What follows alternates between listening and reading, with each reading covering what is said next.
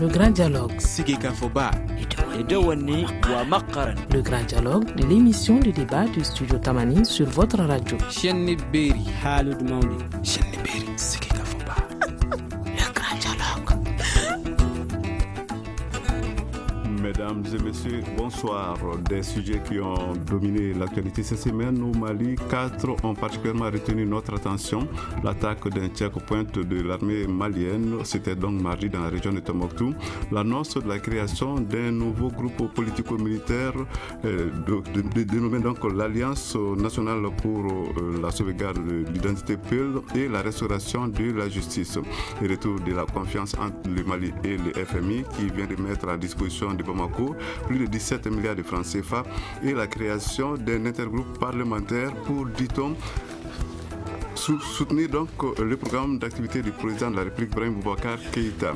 Les journalistes qui prennent part au débat sont finalement au nombre de 5. Il s'agit de Célia Dalmeida, du journal du Mali. Alou Diawara, il est journaliste indépendant. Nous avons Mohamedou Bokoum qui est de la radio Kaoural à Mopti, Yeya Tandina de l'ORTM Tombouctou, ils seront tous les deux en ligne. Nous avons également dans ce studio Oumar Koulibaly, il est donc directeur de publication, je crois bien savoir, du pays émergent, ça s'appelle comme ça, pays émergent. À la présentation, Seydou Fomba. Le grand dialogue. Auditrices, auditeurs, bienvenue. Premier sujet de cette émission, l'insécurité avec l'attaque mardi dernier d'un checkpoint de l'armée malienne dans la région de Tombouctou, une région qui avait déjà enregistré 10 jours avant une autre attaque du genre. L'armée malienne ciblée donc de plus en plus par des individus armés non identifiés. Que peut-on avancer comme explication? Nous allons commencer par vous, Célia Dalmeida. Bonsoir Fomba, bonsoir à tous les auditeurs de Radio Tamani et aux collègues. Comme explication, je pense que c'est celle qu'on avance depuis toujours. Ce sont ces groupes armés, ces jeunes hommes armés qui sont dans cette zone-là et qui n'ont plus d'activité particulière qui leur permet d'avoir des revenus. Donc, ils s'attaquent, d'après ce qu'on a entendu dire, que c'était un véhicule qu'ils voulaient enlever et le truc a dégénéré. Donc bon, je pense que tant que le fameux processus DDR n'aura pas été vraiment entamé et que toutes ces armes-là n'auront pas été récupérées et ces personnes-là cantonnées, le problème va perdurer. Vous, Alou Diawara, qu'est-ce que vous pensez de cette attaque? Moi, je pense qu'on devrait plutôt chercher à savoir qui se cache derrière ces attaques et notamment toutes ces attaques, on les attribue notamment aux groupes djihadistes, autrement appelés terroristes ici, tant qu'on n'a pas les moyens suffisants pour savoir leur mode opératoire, pour savoir comment ils opèrent, pour savoir qui est-ce qui probablement les soutient, qui sont les complices, comment ils planifient tous ces actes d'insécurité un peu partout, pas qu'à Tombouctou seulement dans le nord, tant qu'on n'a pas mis les moyens qu'il faut pour arrêter ces attaques-là. Je pense que ça sera quelque chose de régulier, de récurrent, qui ne va pas cesser au fil des semaines, j'allais dire même des jours. Omar Koulibaly, de Pays émergents. Oui, moi je pense que ce qui se passe actuellement, ça devient une habitude. Chaque jour qui passe, on apprend que les FAMA sont attaqués. Si ce n'est pas les FAMA, c'est la MINUSMA qui perd des éléments parce qu'elle n'est pas là pour répondre à la violence terroriste, à lutter contre les terroristes, mais protéger les civils, ce qui est un non-sens. Pendant ce temps, elle perd des éléments. La MINUSMA a payé le plus lourd tribut de toutes les missions onusiennes dans le monde. Ce qui se passe est une habitude, ça devient habituel, ça devient presque banal, c'est malheureux de le dire. Parce que nous sommes dans un maelstrom de violence djihadiste, on ne sait même plus comment y faire face. C'est ça le problème, c'est un aveu d'impuissance de la part même de l'Organisation des Nations Unies. Et par ricochet, le gouvernement malien, les FAMA ont été renforcés en capacité opérationnelle, en armement, mais on a l'impression que cette partie, le septentrion, de Gao à Kidal, échappe justement aux autorités qui ne sont pas capables d'assurer la sécurité des citoyens. D'ailleurs, à partir du centre de Mopti, il n'y a plus d'État, si je veux dire, parce que l'administration, tout le monde a réfléchi vers la capitale parce qu'ils se sentent menacés. C'est ça le constat actuel. Alors, nous allons à présent joindre quelqu'un qui est plus proche, en tout cas géographiquement, de ce qui se passe à Tombouctou. Il s'agit de Yaya Tandina, qui est donc en fait correspondant de l'ORTM sur place. Alors, monsieur Tandina, qu'est-ce que vous pensez de ce qui se passe aujourd'hui avec ces attaques qui se multiplient, 2 attaques en 10 jours? Comment cela se comprend là-bas sur place à Tombouctou? Bon, moi je fais une lecture de la situation générale, c'est que ce n'est pas seulement les FAMA qui sont ciblés, il y a la MINUSMA, il y a même les groupes armés signataires de l'accord. Parce que si on fait déjà un recours, vous voyez déjà la semaine passée, le MNLA a perdu son porte-parole, les FAD qui a été enlevé. Ensuite, la semaine suivante, encore il y a le HCIA qui a perdu également son chef de poste militaire qui a été assassiné devant sa porte. En plus, il y a eu 2 tentatives d'attaque de checkpoint parce que la première a échoué, la seconde aussi. Mais malheureusement, nos militaires sont toujours blessés. Donc, moi, je dis que c'est d'une façon générale. Et vous voyez, l'aménagement, il y a juste 2 jours où toutes les nuits, elle essaie de faire une patrouille nocturne à travers des hélicoptères. C'est bien, c'est à titre d'initiative, même si on sait qu'ils ne vont pas agir directement. Mais quand même, c'est bien. Et ce que moi, je reproche... ce que j'ai dit de toute façon pour quelqu'un qui essaie de voir au niveau de tous les camps, les camps qui abritent certains éléments pour pouvoir les maintenir, pour pouvoir les immobiliser, vous remarquez qu'au niveau de ces camps, tous les éléments sont en congé. Ils sont en congé avec leurs armes, ça c'est un. Ensuite, certains camps sont là pendant 3 mois, n'ont même pas reçu leur approvisionnement. Donc, toute chose qui peut les pousser à des actes terroristes comme ça. Parce que si on enlève un véhicule de l'armée, on va les vendre aux islamistes, ça fait de l'argent. Vous voyez, il y a des actions comme ça qu'on ne peut étudier que quand on est sur le terrain, on peut comprendre de telles choses. Mais tant que la situation est fragilisée, les bandits auront toujours de la force à attaquer les populations, à attaquer les femmes, à attaquer tous ceux qui soutiennent aussi les femmes. Alors, monsieur Tandina, on sait que l'attaque n'a pas été revendiquée, mais on sait en même temps que 2 assaillants ont été arrêtés. Et selon vous, est-ce que ça va permettre de pouvoir mieux comprendre, de voir un peu plus clair dans ce dossier? Oui, avec l'arrestation de ces 2 assaillants, ça va nous pousser. Parce que généralement, si c'était les groupes djihadistes, ils allaient revendiquer. Mais c'est pourquoi on a dit que c'est des groupes organisés, c'est des professionnels de la violence. Ce sont eux, généralement, qui font des trucs comme ça. Ils ne peuvent pas revendiquer parce qu'ils appartiennent à aucun mouvement. Et ils se retirent des autres groupes. Ça peut être ceux de la plateforme comme ceux des groupes signataires. Leurs éléments les échappent aussi. Donc ces éléments peuvent poser des actes comme ça et alors ils ne peuvent pas revendiquer. Mais si réellement c'était des groupes, alors, je crois que nous pourrons rejoindre Yaya Tandina dans un instant. Le temps de nous rendre donc à Mopti où se trouve Mohamedou Bokoum, qui est donc le directeur de la radio Kaural.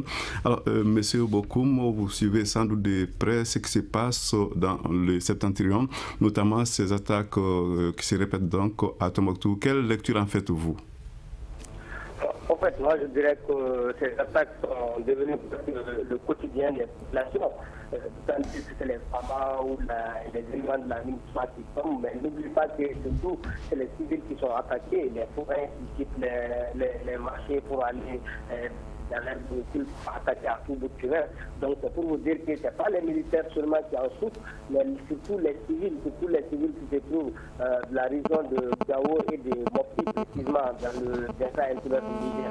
Donc ces attaques sont devenues récurrentes, ces attaques sont quotidiennes. Moi je dirais qu'il y a une main invisible. On ne peut pas tout le temps voir des attaques se passer identifiées encore. Toujours ces personnes sont non identifiées, les attaques sont tuées, on ne sait pas comprendre d'où est-ce qu'ils viennent, qui les base, où, qui commandent quoi, etc. Donc moi je dirais que c'est une négligence de la part et d'autres, et de l'État et de la communauté internationale et même de la population au sein de laquelle se trouvent souvent ces assaillants-là. Donc c'est pour vous dire que c'est un problème général qui est là, qui mérite réflexion. Alors, vous pensez que la population a sa partition à jouer dans la prévention de ce genre de situation? effectivement, parce que c'est toujours, c'est ce que j'ai dit, hein, c'est des personnes non identifiées. Ils sont où?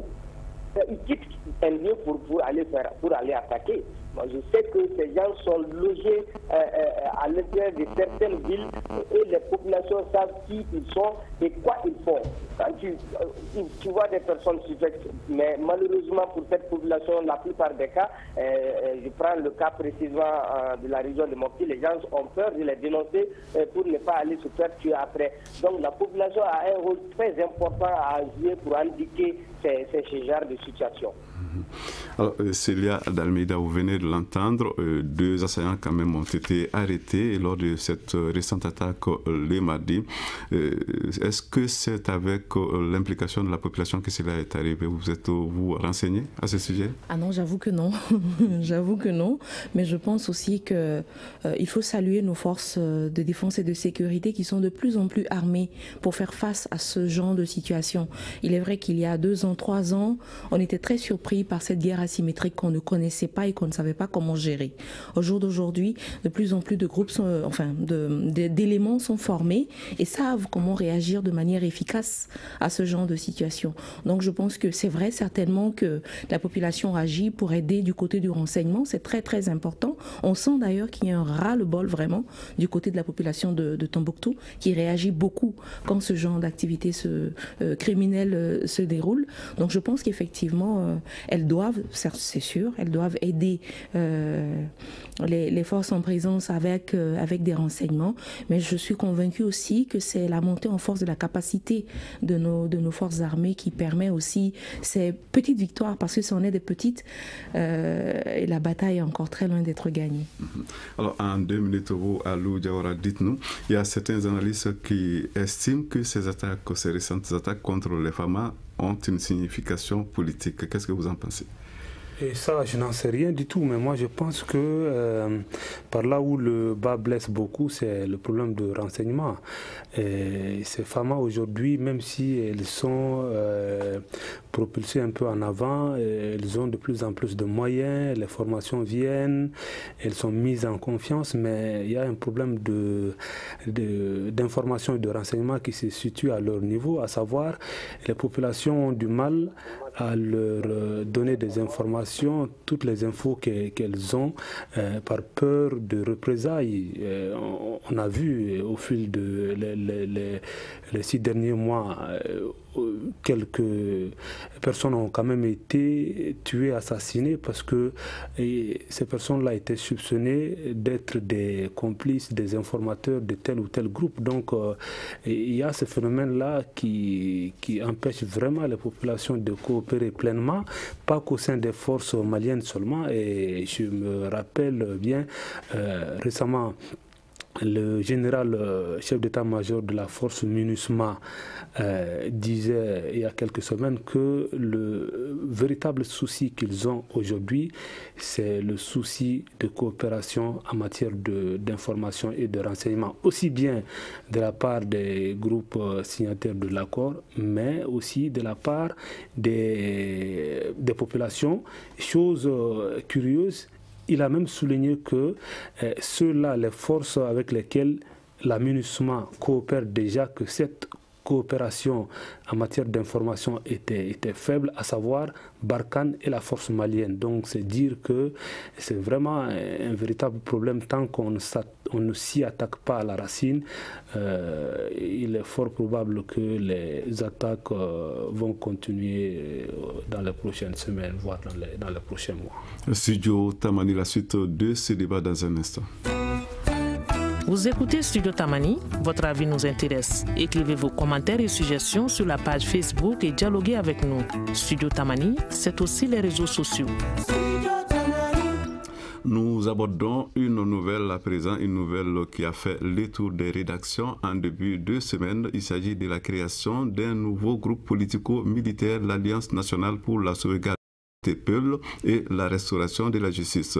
Derrière le mouvement, un jeune homme dont le nom dit peu de choses quand même aux Maliens, Oumar Al-Jana. Il se dit non djihadiste et non indépendantiste, mais il précise sa cible, l'armée malienne. Comment prendre cette annonce? Nous posons la question en premier lieu à Mohamedou Bokoum de la radio Kaoural de Mopti. Monsieur Bokoum. Oui, c'est le combat. Alors, oui, allez-y. Voilà, par rapport à cette création de ce ANCPRJ là, moi je dirais que c'est un jeune homme venu de nulle part. C'est un jeune homme qui n'est pas Peul d'abord, il faut le rappeler. Il n'est pas Peul, c'est un Touareg. Deuxièmement, c'est un ancien de MNLA, parce qu'on a fouillé un peu son background, on a su qui il était. Et il vient des zones de vers les Soumpi, Farmaké, etc., où les Peuls et les Touaregs sont quand même là-bas. Je crois que, bref, donc ce n'est pas un Peul d'abord. Il n'a pas cette carrure. Deuxièmement, selon nos enquêtes, en tout cas au niveau local, on a contacté tous les responsables des mouvements et associations Peul qui sont là, qui se disent qu'ils ne se reconnaissent pas dans ce mouvement. Troisièmement, toutes ces associations et tous ces mouvements qui sont engagés. En tout cas, je parle du niveau local, pas à un autre niveau, au niveau local de Mopti, au niveau régional, au niveau de Mopti. Donc, c'est pour vous dire que, quand même, c'est un mouvement qui a été créé, qu'il faut prendre au sérieux, il faut les signaler, parce que tous les autres mouvements à travers le monde ont commencé par ces déclarations qui ont quand même continué à exister jusqu'à l'heure où nous sommes. Donc c'est un jeune homme qu'il faut prendre au sérieux, mais honnêtement, c'est un jeune homme qui ne répond pas quand même aux aspirations de tous les peuples, parce que les peuples, c'est vrai, les raisons qui lui ont poussé à créer ce mouvement, tous les peuples, en tout cas de la région, sinon du Mali, ressentent ces mêmes raisons, parce que les peuples sont stigmatisés maintenant par l'État malien en premier lieu, parce que c'est l'armée qui les stigmatise. Si tu es habillé en peuple, tu as des problèmes dans cette zone, même au marché, au niveau de Mopti, tu as des problèmes. Si tu es sur une moto avec quand même un habillement peuple, tu as des problèmes. Donc c'est un groupe qu'il faut prendre au sérieux donc l'État doit prendre toute sa responsabilité et les responsables également pour ne pas que ce groupe se transforme, prenne une autre identité. Donc en faisant quoi? L'État en rendant justice, en essayant d'éviter d'amalgame, tout Peul n'est pas égal à djihadiste, et également les Peuls qui font souffrir à travers le comportement vestimentaire, leurs coutumes, etc. Donc que justice soit rendue aux Peuls victimes. Sinon, je vous avoue que la majorité des jeunes filles, des Peuls qui sont frustrés, ils risquent d'allier ce groupe si chacun de son côté n'a pas pris sa responsabilité. Donc la nouvelle est dans la région ici et la nouvelle est répandue un peu partout à travers le monde. Vous croyez que la création de ces mouvements peut renforcer en fait la menace que constitue le radicalisme? Ça peut contribuer à radicaliser beaucoup de jeunes? Si, c'est ce que je dis, si quelqu'un ne prend pas sa responsabilité à son niveau, aux responsables de se lever et quand même sensibiliser les jeunes pour ne pas rallier ces groupes, à l'État de jouer sa responsabilité en rendant justice, en évitant l'amalgame, en évitant de stigmatiser une ethnie face à une autre, à éviter d'armer quand même une milice contre une ethnie. Si chacun de son côté joue sa responsabilité, je crois qu'on peut quand même mettre fin à ce genre de situation. Mais tant que chacun de son côté ne joue pas sa responsabilité, je vous avoue que beaucoup de jeunes vont rallier ce groupe. Comme il prétend le dire, il a 700 éléments, même si ça, ce n'est pas vrai. Si rien n'est fait, il risque d'avoir plus que 700. Alors, nous allons faire un tour à présent à Tombouctou. La liaison semble rétablie avec Yaya Tandina. Monsieur Tandina, vous suivez donc les nouvelles. Vous êtes au courant de la création de ce mouvement par un certain Oumar Al-Djani. Alors, il est en train de proférer quand même des menaces à l'encontre de l'armée malienne. Vous pensez-vous qu'il faut prendre ces menaces au sérieux? Oui, c'est dommage. Je pense qu'en réalité, ce n'est pas pour rien qu'il l'a fait. Mais quand nous essayons de voir déjà ces revendications, et puis, il ne faut pas qu'on se trompe là. C'est lui qui déclare la guerre à l'armée malienne, a déclaré la guerre à la République. Donc, ce monsieur dit qu'il n'est pas séparatiste, il n'est non plus djihadiste, mais c'est pour restaurer l'identité Peul, je ne sais pas quoi, mais seulement son ennemi reste l'armée malienne. Je crois que son ennemi est le Mali. Il ne faut pas qu'on se trompe. Sur ce plan, lui-même, il a décliné sa position Et si vous voyez même la guerre des séparatistes au début, ça a commencé par l'attaque des bases de l'armée malienne, c'est ainsi que la République a senti qu'elle était menacée. Donc quelqu'un qui avoue, qui dit que je suis contre l'armée malienne, donc déjà contre la République. Je crois qu'il faudrait prendre ça au sérieux. Ensuite, vous savez que la création de ce mouvement aujourd'hui permet aussi d'attirer, d'avoir beaucoup d'argent, parce que dans des zones de tension comme ça, aujourd'hui, la communauté djihadiste a besoin de recruter. Alors la seule façon de recruter, puisqu'on ne peut pas faire le recrutement clandestinement, il faudrait avoir un mouvement bien connu et avec des éléments sûrs. En ce moment, ça vous rapportera beaucoup. Alors c'est le moment de créer, chacun de créer ce mouvement, alors pour vendre les éléments modernes. Voilà la situation. On va vous retrouver dans un instant. Yaya Tandina, nous retournons dans ce studio. Nous adressons à vous, Célia Dalmeida. Alors, Célia, les organisations de défense de la cause Peul ne se reconnaissent donc pas dans les déclarations d'Oumar Al-Diana. Elles ont d'ailleurs condamné la création du mouvement. Certaines de ces organisations pensent d'ailleurs qu'Oumar Al-Diana a d'autres idées derrière la tête. Ça peut être le cas selon vous? Certainement le cas, à mon humble avis, c'est certainement le cas, parce que déjà, quelqu'un qui n'est pas Peul, qui se met chevalier défenseur de la cause Peul, déjà moi ça me met un peu bizarre. Ensuite, défendre la cause Peul et se déclarer ennemi de l'armée malienne, je ne vois pas en quoi les deux choses sont liées. Déjà qu'on parle de stigmatisation de cette communauté qui est, il est vrai, qui vit des heures difficiles en ce moment. Donc est-ce que c'est en se créant un groupe politico-armé que l'on va régler la question Peul? Est-ce que c'est en s'attaquant à l'armée malienne qu'on va régler la question Peul? Et ces questions méritent d'être posées. Je pense que il est temps que la récréation s'arrête. Je me rappelle, le MNLA est né à peu près dans les mêmes conditions. On a commencé à parler et puis après on a déposé une demande de récépissé, on a eu le récépissé en tant qu'existence légale et puis on a commencé à faire du n'importe quoi et ça nous a mené là où nous sommes aujourd'hui. Donc je pense qu'il est très important que, et Bokoum et Tandina le disent, il faut vraiment que l'État réagisse très vite. Moi je suis très peinée par les réactions des membres du gouvernement qui disent ouais non mais il faut pas le prendre au sérieux. Désolé, au début on n'a pas pris les gens au sérieux et on en est là aujourd'hui. Donc je pense qu'il est vraiment important que ce monsieur, il n'est pas sorti de nulle part. Il a une formation militaire puisqu'il a fait partie du MNLA, il a fait partie de la rébellion, il sait de quoi il parle.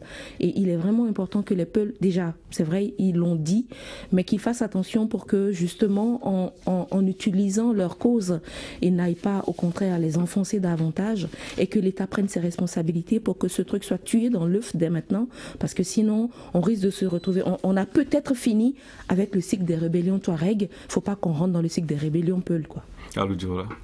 Donc moi, ce qui me touche beaucoup, c'est le silence assourdissant du gouvernement par rapport à ça. Quelqu'un sort, il annonce la création d'un groupe armé dont le but est de combattre justement l'armée malienne, que les autorités gardent un tel silence. Moi, ça me touche beaucoup. Donc je pense que la balle est dans le camp du gouvernement, à eux de réagir, de dire, de se prononcer.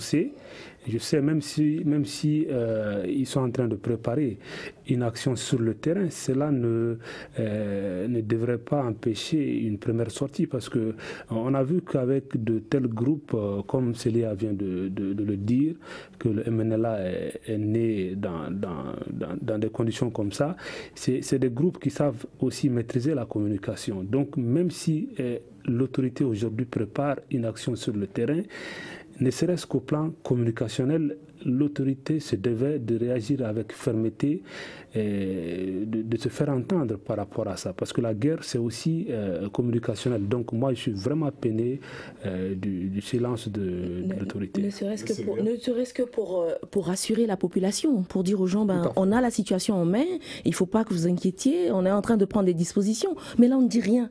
Donc on est tous là avec nos stress, avec nos peurs, en se demandant, mais qu'est-ce que c'est que ça? Qu'est-ce que ça va nous apporter encore? Il est vraiment important qu'on comprenne que la communication, c'est pas forcément à des causes de comment on dit ça, j'allais dire démagogique, mais c'est pas ça, de propagande, voilà. Mais c'est aussi pour rassurer, pour éduquer, pour informer les gens. Et là, on nous laisse dans un flou qui ne fait que renforcer l'angoisse et la psychose. C'est déjà la peur des populations. C'est ça, la psychose qui est déjà là. Comme dit Célia, il faudrait que le gouvernement, les pouvoirs publics se donnent le moyen de communiquer. l'information est capitale dans ce genre de cas. Je vous rappelle qu'après l'invasion barbare des djihadistes, il faut le dire, qui ont occupé les 3/4 du territoire, jusque vers le centre, et que l'armée et la France est intervenue, quand les djihadistes ont été défaits, la première région que l'armée a occupée, c'est le centre, c'était Mopti. Qu'est-ce qui s'est passé? Il y a eu de l'amalgame. Il y a eu des exactions contre les Peuls, parce qu'ils portent le boubou, le turban, ils ont la peau claire. Il y a eu beaucoup d'amalgame, il y a eu beaucoup d'exactions. Depuis 3 ans, ça continue. Dans la région, je dirais, dans la région de Mopti, les eaux de forêt, les gendarmes, les policiers se livrent à des raquettes au détriment des Peuls. Les pouvoirs publics, qu'est-ce qu'ils ont fait? Il y a eu des plaintes des associations Peuls, etc. Ensuite, dernièrement à Tenenkou. Donc vous voulez dire que les frustrations qui sont les frustrations se sont accumulées depuis 3 ans. La dernière en date, c'est quand les milices Bozo et plutôt les milices de Sasseur ont été armées. Parce que ce sont ces gens-là qui ont même dit qu'ils ont reçu des armes de guerre. Et c'est la communauté Peul, disons les pasteurs Peul, qui en ont fait les frais. Il y a eu une quarantaine, une soixantaine de morts. Ça fait beaucoup. Et il y a eu une réunion à la maison de la presse ici, les communautés Peul, toutes les associations, d'Intal Poulakou, dont Omar Al-Jana se réclame, et Tabital Poulakou, tous ont été unanimes pour dénoncer ces exactions. Ils disent que les Peuls ne sont pas une ethnie à part entière, c'est une ethnie intégrée. Et ce qui est vrai, dans toute la sous-région, il y a des communautés Peuls qui sont intégrées. Et il y a eu un brassage. Donc, moi, je pense qu'il y a eu un retard à la détente des pouvoirs publics et du gouvernement de l'État malien, qui devait prendre à bras le corps ce problème pour qu'il n'y ait pas un remake de ce qui s'est passé avec les Touaregs. Et on en arrive avec ce leader sorti de nulle part. Non, il n'est pas sorti de nulle part. Il était du MNLA. C'est un guerrier qui a été formé, qui a été sur le terrain. Il revient à sa base maintenant pour se présenter en héros libérateur. Voilà le problème. En tout cas, nous aurons l'occasion de suivre certainement avec vous l'évolution de ces dossiers. Nous abordons à présent le troisième sujet au sein donc de cette émission, les regains de confiance entre le FMI, le Fonds monétaire international et le Mali. Le Mali, dont certains diront qu'il est désormais dans les bonnes grâces de l'institution financière internationale. En tout cas, elle vient de mettre à disposition du pays plus de 17 milliards de francs CFA. Qu'est-ce qu'il y a selon valu au Mali de regagner de cette manière-là la confiance du FMI après la bruit d'il y a 2 ans. Nous adressons la question à vous, Mohamedou Bokoum, vous qui êtes donc à Mopti. Moi, je dirais que le FMI quand même avait des conditions. Il fallait éclaircir un certain nombre de choses dans la gestion de l'État. Il fallait une bonne gouvernance dans les affaires publiques. Moi, je crois que c'est ce que l'État a compris. Mais juste là, je ne sais pas, on n'a pas vu quand même de vrais rapports qui expliquent les raisons quand même qui avaient poussé le FMI de se retenir pour appuyer le Mali. Jusqu'à présent, en tout cas, on ne voit pas quand même des vrais rapports qui disent voilà, c'était tel problème, tel problème. Bref, ce qui est sûr, c'est que le message lancé par le FMI a été bien compris par le gouvernement et le gouvernement tend à aller vers ça maintenant. Je crois que c'est ce qui a valu pour le gouvernement d'avoir quand même cette confiance au niveau du FMI qui a voulu quand même injecter plus de 17 milliards de francs CFA, ce n'est pas petit. Donc, reste maintenant à l'État de continuer à prouver sa bonne foi, à prouver quand même la bonne gestion des affaires publiques et à prouver également que tout cet argent injecté dans le budget d'État va quand même servir au peuple malien et non à un État ou à un gouvernement ou à une seule personne. Je crois que cette confiance va revenir si toutefois l'État continue quand même à faire bonne foi dans la gestion des affaires publiques. Studio Tamani, on se retrouve pour la suite de ce débat dans un instant.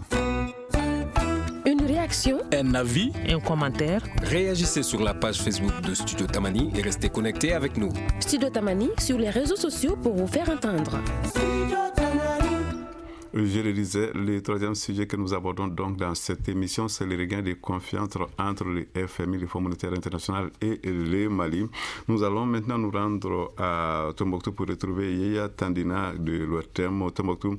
Alors, Monsieur Tandina, il n'est pas en ligne, on l'aura dans un instant. Alors, je crois qu'on a quelques problèmes avec lui et on va retourner dans ce studio. Alors, nous allons maintenant nous adresser à vous encore, Célia d'Almeida. C'est le gain de confiance entre le FMI et le Mali. Vous vous en réjouissez certainement? On ne peut que s'en réjouir. Maintenant, ce que je voudrais préciser, c'est que le FMI, c'est pas une entreprise philanthropique, une société de philanthropie. Hein. C'est des investisseurs, hein. C'est des gens qui prêtent de l'argent et qui le récupèrent avec des intérêts, d'accord? Donc ils n'ont pas intérêt de toutes les façons à être fâchés longtemps avec quelqu'un avec qui ils ont des relations d'affaires. Parce que disons la vérité, c'est ça. On nous prête de l'argent pour réaliser des choses et nous devons rembourser cet argent, intérêt inclus. Et donc le Mali, je pense, a fait des efforts en ce qui concerne la gouvernance, en ce qui concerne la transparence. Je répète, a fait des efforts. Ça ne veut pas dire que tout est parfait, loin de là. Mais je pense que le FMI avait besoin de certains gages qu'il a obtenus. Et d'ailleurs, en cela, ils avaient salué le travail de l'actuel ministre de l'économie et des finances. Je pense qu'il y a une impulsion. En fait, c'est ça. Il y a une impulsion qui a été donnée, qui a satisfait la partie en face et qui s'est dit, vu le sens dans lequel vont les choses, on peut penser que ça va continuer et reprendre de plus belle la coopération. Le Mali est un pays qui est en train de se reconstruire, donc qui a des besoins colossaux. Et encore une fois, le FMI n'étant pas quelqu'un de philanthrope, il se dit, plus j'investis, plus je vais récupérer. Donc, ce qu'on donne au Mali aujourd'hui, 15 milliards de francs CFA, on applaudit tous, mais nous allons le rembourser sur des années, moi, mes enfants et mes petits-enfants peut-être. Donc, quelque part, oui, c'est bien, comme l'a dit Bokoum, il faut encore que cet argent serve à quoi il est destiné. Et je crois que si le FMI fait confiance au Mali, nous, les Maliens, nous pouvons accorder le bénéfice du doute. Alou Diawara, dans le document, le communiqué donc du FMI, on parle de progrès enregistrés, on parle de croissance robuste, mais les Maliens de la rue ont une autre appréciation quand même de la situation. Dans les pays, les chiffres des institutions internationales ne disent-ils pas quelque chose? Justement, les chiffres-là ne se mangent pas et on ne ressent pas dans l'assiette du citoyen lambda. C'est ça le problème.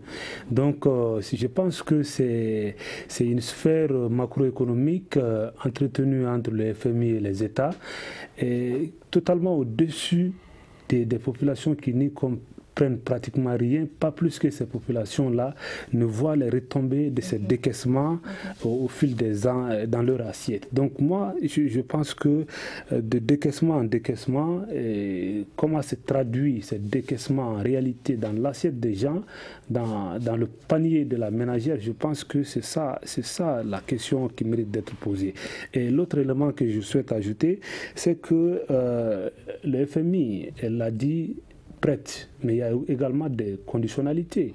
Mais moi, je trouve qu'on devrait plutôt savoir comment nous-mêmes, chercher à savoir comment nous-mêmes, on peut s'apprendre nous-mêmes à pêcher au lieu d'attendre que le poisson nous arrive tout frais.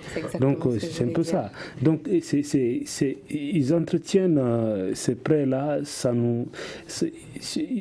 un lien de dépendance éternelle qui est là. Donc il faut que nos États, nous on devrait tirer toutes les leçons avec quand le FMI a claqué la porte. Donc en 2014 on a eu beaucoup de problèmes. Donc il faut qu'on sache comment, quelles peuvent être les alternatives à explorer pour qu'on soit moins dépendant de ces institutions de Bretton Woods aujourd'hui qui n'entretiennent que des relations de dépendance permanentes entre eux et les États. Célia qui veut... Oui, je voulais réagir. Je veux dire surtout qu'il y a des exemples qui prouvent se passer de ces pays-là. Il y a des pays en Afrique australe, je pense la Tanzanie, si je ne me trompe pas, hein, qui ont dit non, on n'en veut plus. Et ils ont souffert pendant 5-10 ans, mais aujourd'hui, c'est des pays qui vivent très bien, qui ont des petites dettes, ils s'en sortent. Un pays comme l'Éthiopie où, quand il y a des grands chantiers, au lieu d'aller demander l'Union européenne, etc., ce sont les citoyens qui mettent la main à la poche. Au lieu de donner les 500 francs pour les équipes nationales qui ne les reçoivent jamais, eh bien, on pourrait prendre les 500 francs de chaque Malien et les investir pour faire des projets d'infrastructure pour le pays. Et comme ça, on n'aurait pas de dette envers des gens qui vont nous les réclamer sur 100 à 150 ans. Omar Coulibaly, rapidement, puisqu'il nous reste peu de temps. Le groupe de la Banque mondiale, Fonds monétaire international, ce ne sont pas des entreprises philanthropiques. On vit ce calvaire depuis la fin de la dictature. Si vous vous souvenez, avec Moussa Traoré, l'ajustement structurel a commencé. On a bradé toutes les entreprises publiques qui faisaient notre chantier, on a voulu privatiser à tout va. Et des milliers, centaines de milliers de Maliens se sont retrouvés à la rue. On en sent jusqu'à présent les effets. Au Mali, quand même, les compressés, les partants volontaires ne sont pas au bout de leur peine. Leurs droits n'ont pas été payés. Les FMI, la Banque mondiale sont au courant. Qu'est-ce que ces entreprises ont fait? Elles n'ont pas d'âme pour le Malien. La souffrance du Malien, ce qui les intéresse, c'est la tirelire. Faire des affaires comme Célia l'a dit, ils viennent dans un but intéressé. C'est à nous de nous prendre en charge. Parce que la dette, c'est une spirale infernale. Ça ne prendra jamais fin si on n'y met pas fin. C'est ça. Nous devons repenser nos politiques économiques et sociales, essayer de vivre selon nos moyens avec le peu qu'on a. La douane, les impôts nous donnent suffisamment pour qu'on puisse investir et financer les PME, PMI pour que le Mali puisse arriver à se développer de manière endogène. Mais oui. Et cet argent ne manque pas d'ailleurs, cet argent ne manque pas. Le Mali produit suffisamment d'argent. Comment on peut imaginer qu'un État doive prêter de l'argent au FMI pour payer ses fonctionnaires? C'est inconcevable. C'est inconcevable. Nous allons donc aborder les derniers sujets. Un intergroupe parlementaire pour soutenir le programme d'activité du président de la République. Cela se passe bien évidemment à l'Assemblée nationale. L'intergroupe en question a été créé par le groupe parlementaire RPM et ses alliés de la majorité présidentielle APM, Adema Asma. Alors, suite à des articles de presse, le premier vice-président de l'intergroupe s'est empressé de préciser qu'il ne s'agit pas d'une fronde qui, je cite, consisterait à protester contre la gouvernance du président de l'Assemblée nationale. Qu'en est-il selon vous? Alors, Célia d'Almeida. Je n'en sais absolument rien, je vais dire la vérité, je n'en sais absolument rien parce que c'est un flou artistique incroyable ce qui se passe à l'Assemblée nationale. D'aucuns disent qu'effectivement c'est la façon de gérer l'institution par le président Isaka Sidibé qui déplaît. Alors si la façon de gouverner déplaît, il y a des textes à l'Assemblée nationale qui disent comment on procède quand il se passe des choses qui ne plaisent pas. Maintenant, donc j'accorde le bénéfice de la confiance au vice-président de ce nouveau groupe interparlementaire en disant que c'est plutôt pour soutenir le président de la République. Il est vrai qu'il y a des échéances qui arrivent, il est vrai que le président a besoin de se sentir conforté par les gens qui sont derrière lui. Mais cela n'empêche pas le débat, effectivement, autour de la gouvernance de l'Assemblée nationale où les scandales se succèdent, où nous voyons chaque jour à la télé pendant les interpellations ou les débats publics comment ça se passe. Donc il est vrai qu'il y a de vraies questions autour desquelles les députés doivent s'asseoir. Au lieu de faire du bruit à travers les médias, s'asseoir, discuter, planifier, aplanir les sujets de discorde qu'il peut y avoir pour que cette Assemblée nationale, qui est l'une, sinon l'institution la plus importante de l'État, parce qu'elle représente le peuple, puisse vraiment faire le travail que nous attendons d'elle, au lieu d'être une institution budgétivore mal gouvernée et tout ce qui s'ensuit. Mohamedou Bokoum de Radio Kaoural de Mopti qui est donc en ligne. Alors, M. Bokoum, vous avez certainement entendu parler de ce groupe, cet intergroupe parlementaire qui vient d'être créé pour soutenir le programme d'activité du président de la République.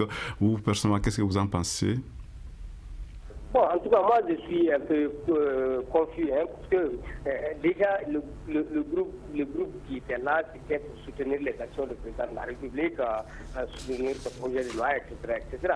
Et si un autre groupe se crée dans ce même groupe, en tout cas, il y a deux choses l'une. Soit ils veulent casser avec ceux qui dirigent ce groupe parlementaire, c'est tout au sein de l'hémicycle, soit ils veulent créer quand même une front contre, quand même, au lieu de soutenir le président de la République, c'est une front qui va servir quand même de constituer une balance au niveau de l'Assemblée, parce que l'Assemblée est devenue un béni-oui, on le sait tout le monde.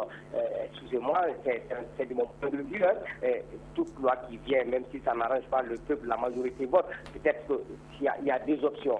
Ça, ils veulent casser avec quand même les gestionnaires de ce groupe parlementaire RPM, ADEMA, APS qui existe, ou bien ils veulent casser avec le système de béni-oui pour quand même constituer un contrepoids. De toutes les façons, à 2 ans, il y a 2 ans quand même de la fin du mandat presque du président de la République, créer un autre groupe parlementaire pour soutenir ces actions, moi je vois un peu flou jusqu'à présent dans la création de ce groupe-là. Merci monsieur beaucoup, merci pour votre disponibilité. Retour dans ce studio, nous tournons du côté maintenant de Alou Diawara. Alou Diawara, le programme d'activité du président de la République, IBK, n'était-il pas déjà suffisamment soutenu par la majorité présidentielle? Je peux dire que oui, mais je m'inscris dans la logique de l'intervention du précédent qui était au téléphone tout de suite pour dire que ça fait doublon. À supposer que c'est pour mieux soutenir les actions du président de la République, moi je trouve qu'il y a doublon là-dessus. Pratiquement les mêmes partis de l'ancienne majorité, groupe parlementaire groupe majoritaire à l'Assemblée, c'est les mêmes éléments qui constituent le nouveau groupe créé. Et moi je me demande pourquoi maintenant. Avez-vous l'impression qu'il y a des non-dits, non? Il y a peut-être des choses qu'on ne comprend pas et qu'on ne comprendra pas tant que les choses n'ont pas avancé. Moi, je pense qu'il y a trop de mots. Au lieu de créer ça, je pense que les éléments qui constituent l'intergroupe pouvaient jeter toute leur force dans la bataille pour mieux soutenir le président dans ses actions. Moi, je pense que cela vaudrait mieux que de se jeter dans... On a créé ça. Les mots, ça ne veut rien dire. C'est seulement les efforts, les actions concrètes qui comptent pour un tel soutien. Donc, je pense qu'il y a doublon là-dessus. Ça n'avait peut-être pas lieu d'être, d'autant plus que le mandat des députés, ça reste peu. Donc, je pense que c'est peut-être peine perdue. Omar Koulibaly pour 2 minutes. Moi, je pense que peut-être qu'en politique, abondance de bien ne nuit pas. Chaque jour, on voit des associations se créer pour soutenir les actions du président.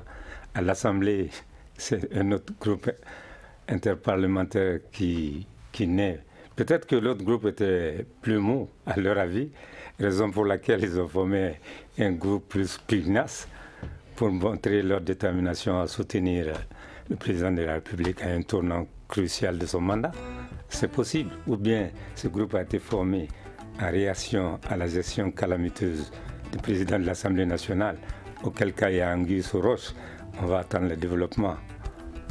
Moi, je pense que... Alors, donc, c'est sur ces propos que s'achève votre émission, le Forum de la presse de ce vendredi. Je rappelle que nos invités étaient au nombre de 5, Célia Dalmeida du journal du Mali, Alou Diawara, qui est journaliste indépendant, Mamadou Bokoum, que nous avons joint à Tombouctou, il est de la radio Kaoural, Yaya Tandina également joint, lui il est à Tombouctou. Nous avions également dans ce studio Omar Koulibaly qui est donc de pays émergents. À la mise en onde, Mamadou Ouattara, régie vidéo Péting de la réalisation Ousmane Djadjetou, représentation Seydou Fomba. À toutes et à tous, au bon week-end. On se retrouve la semaine prochaine. Le grand dialogue. Le grand dialogue de l'émission de débat du studio Tamani sur votre radio.